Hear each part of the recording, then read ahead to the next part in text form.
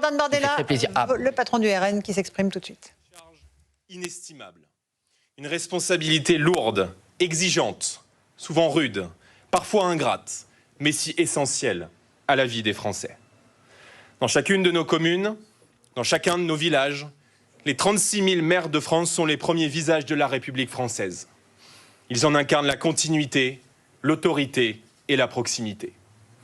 À tous, je veux dire ma considération et mon respect. Nous leur souhaitons courage et réussite dans leur engagement au service de la nation.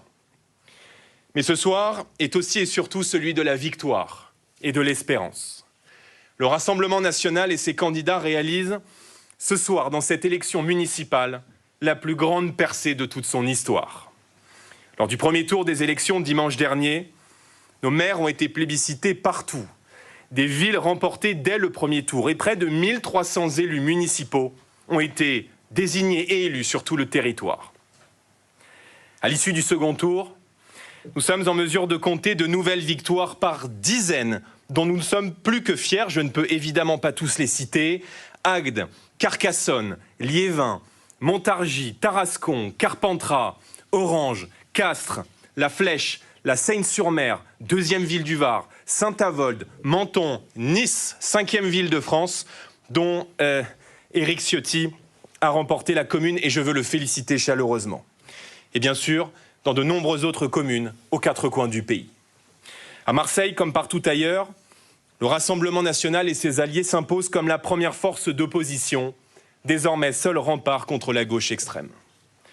À l'issue de ce scrutin, jamais le RN et ses alliés n'ont compté autant d'élus sur le territoire français.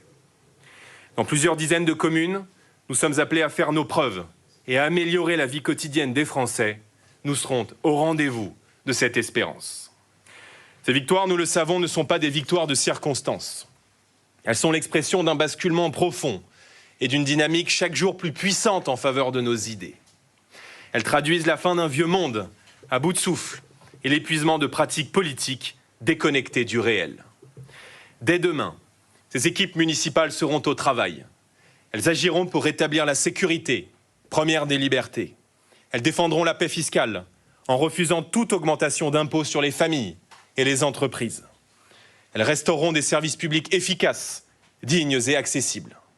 Enfin, elles soutiendront nos entrepreneurs, nos industries, nos commerçants, nos artisans afin de redonner vie à nos territoires et prospérité à la patrie. Ce soir, là où ils nous ont accordé leur confiance, les Français ont aussi plébiscité une certaine idée de la France. Une France qui refuse le désordre et la violence, qui rejette le déclassement et la fatalité. Une France qui aspire à vivre en paix, fière de son histoire, de ses racines et de ses valeurs, désireuse de renouer avec sa puissance et sa grandeur millénaire.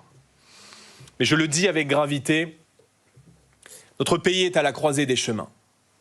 Cette campagne électorale aura révélé avec une clarté implacable l'emprise idéologique de la France insoumise et de Jean-Luc Mélenchon sur l'ensemble de la gauche française. Partout, les renoncements se sont accumulés, les digues ont cédé, les anciennes nuances se sont effacées au profit d'une ligne violente, assumée et revendiquée, mais ce soir, désapprouvée en partie par les Français. Derrière les alliances à gauche, c'est le projet mélenchoniste qui se dessine. Le désarmement de la police républicaine, l'alourdissement des impôts sur la France qui travaille, ou encore les atteintes répétées à des principes fondamentaux comme le droit de propriété. Chacun doit ici en mesurer avec lucidité la portée et les conséquences. S'agissant de la droite LR, ces élections auront également agi comme un révélateur puissant, presque brutal des contradictions qui traversent ce parti. En refusant l'alliance à Nîmes ou à Marseille, les Républicains portent la lourde responsabilité de livrer ce soir deux grandes villes françaises au désordre de l'extrême gauche.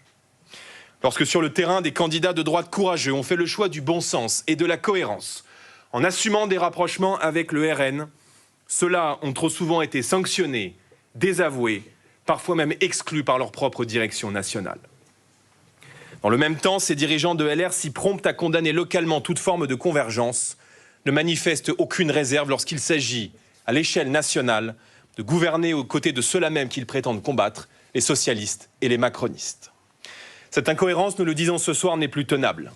Ce décalage, les Français l'observent chaque jour, à chaque élection, et en tireront un jour définitivement les conséquences. Mes chers compatriotes, à quelques mois d'élections consulaires et sénatoriales, à moins d'un an d'une élection présidentielle et législative déterminante pour le destin de la France, nous mesurons pleinement avec Marine Le Pen la responsabilité qui est désormais la nôtre. Les succès de ce soir ne sont pas un aboutissement, mais un commencement. Le commencement pour la France, le commencement pour une renaissance patiente, sérieuse et déterminée. Le commencement d'une alternance qui devra demain s'incarner à l'échelle de la nation tout entière. En défendant l'union nationale, en refusant toute logique de tension et de violence, le Rassemblement national est devenu cette force tranquille dont la France a besoin pour entamer sa renaissance. Avançons ensemble, avec calme, avec force, et plus que jamais ce soir, avec espérance. Vive la République et vive la France.